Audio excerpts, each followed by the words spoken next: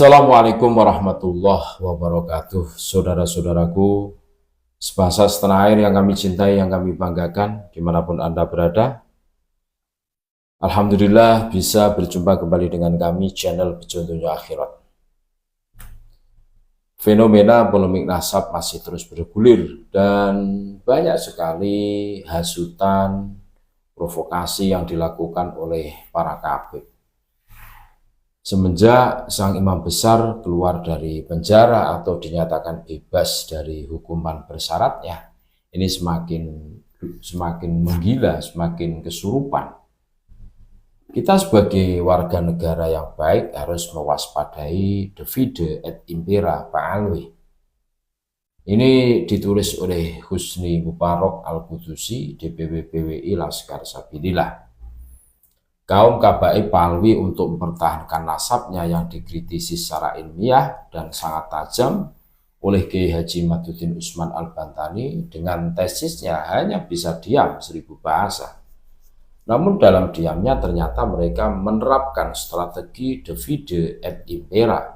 Di garis depan pembela nasab Palwi adalah pribumi atau para mukibin. Sejumlah provokasi serta merubah arah narasi yang tadinya pembahasan nasab secara ilmiah digeser ke narasi kebencian. Dan yang digerakkan adalah mukibin yang notabene-nya adalah pribumi untuk dibenturkan dengan pendukung tesis Kiai Haji Maduddin Usman Al-Bantani yang juga pribumi. Seharusnya Pak Alwi turun langsung untuk menjawab sejumlah pertanyaan publik tentang status nasabnya. Ini cara kesatria. Pertanyaan yang ilmiah lalu dijawab dengan hanya gedablus dan marah-marah tidak jelas, serta provokasi kebencian. Itu pertanda bahwa otaknya ketinggalan sewaktu ia diciptakan sebagai makhluk berjenis manusia. Para mukibin sengaja dikorbankan dan ditumbalkan oleh Pak Alwi untuk tujuan mengacaukan dakwah pemurnian nasab Nabi SAW yang ternodai oleh nasab palsu Pak Alwi.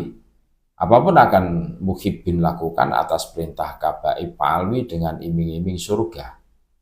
Bagi siapapun pendukung tesis Kiai Haji Maduddin Usman Al-Bantani dimanapun berada, jangan pernah terpancing dengan provokasi kebencian dari Pak Alwi, tetap fokus pada kajian ilmiah. Lalu apa itu politik Davide et Impera? Simak terus pembahasan berikut. Secara etimologis, Davide et Impera memiliki makna pecah dan berkuasa, yang berarti politik Davide et Impera adalah strategi politik dengan mengadu domba kekuasaan yang ada di dalam internal suatu komunitas. Dan setelah pecah, hegemoni dapat dilakukan. Strategi politik ini pertama kali diterapkan Julius Caesar untuk memperbesar kekuasaan Kekaisaran Romawi. Indonesia menjadi salah satu korban dari strategi politik ini. Pada saat itu Belanda lewat Verenigde Ontindiske Compagnie VOC adalah suatu persekutuan dagang Belanda yang memonopoli perdagangan di Asia. Menggunakan cara itu untuk menaklukkan raja-raja di daerah. Setelah memecah pemerintahan, VOC dengan mudah dapat menguasai tiap daerah dengan cara mengadu domba tiap penguasa. Alasan itulah yang membuat Belanda dapat dengan lama dan mudah menguasai Indonesia. Kebijakan Davide et Impera adalah strategi atau upaya militer yang diterapkan beberapa kekuatan kolonial pada abad ke-15. Sejumlah negara yang menggunakan kebijakan ini adalah Belanda, Spanyol, Portugis, Prancis, dan Inggris. Metode menaklukkan itu banyak dilakukan negara penjajah. Mereka melakukan ekspansi dan penaklukan dengan tujuan mencari sumber kekayaan alam di negara lain, terutama di daerah tropis. Seiring waktu, metode ini telah berkembang. Kebijakan perpecahan.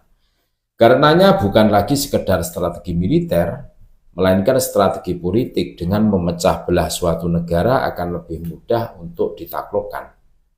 Belanda membentuk negara boneka antara tahun 1947 dan 1948 yang mencakup 5 negara boneka, termasuk Indonesia Timur, sekarang Papua, Sumatera Timur, Madura, Pasundan, Sumatera Selatan, dan Jawa Timur. Tujuan Belanda membentuk negara boneka adalah untuk menjanjikan kemerdekaan kepada negara-negara tersebut. Strategi politik adu domba memiliki tujuan untuk mendorong dan menciptakan perpecahan kekuasaan dan harmonisasi dalam kelompok masyarakat dalam suatu kesatuan wilayah. Perpecahan ini nantinya dapat membuat aliansi tidak tercipta dan hegemoni dapat dilakukan dengan lebih mudah. Dengan politik adu domba juga dapat mengurangi upaya militer yang dapat memakan biaya dan korban yang tinggi bagi pihak yang ingin menguasai. Dengan saling mengadu domba, kedua kekuasaan yang berada di dalam wilayah tersebut membuat pihak yang ingin menguasai dapat mengoptimalkan penggunaan daya tempur seminimal mungkin. Rasa permusuhan yang juga tercipta dari politik divide et impera biasanya berlangsung lama. Oleh karena itu, selain dengan memudahkan hegemoni kekuasaan dengan cepat dan seminimal mungkin, strategi politik ini juga memungkinkan kekuasaannya dapat dipertahankan dalam waktu yang lama karena aliansi yang lebih besar sukar untuk tercipta. Terima kasih. Wallahu a'lam.